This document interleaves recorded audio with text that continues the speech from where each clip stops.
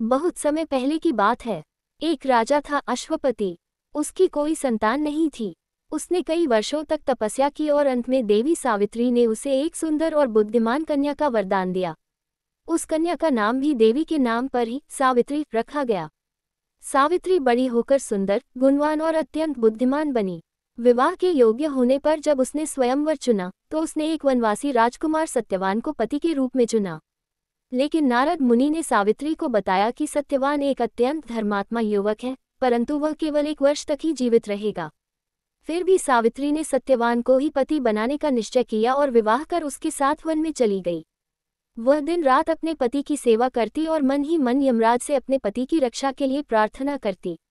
एक दिन सत्यवान लकड़ी काटने जंगल गया और वहीं उसे चक्कर आ गया। सावित्री जान गई कि यह वही दिन है जब यमराज सत्यवान की आत्मा लेने आएंगे। जैसे ही यमराज सत्यवान की आत्मा को लेकर चलने लगे, सावित्री उनके पीछे चलने लगी। यमराज ने कहा, सावित्री तुम नहीं चल सकती।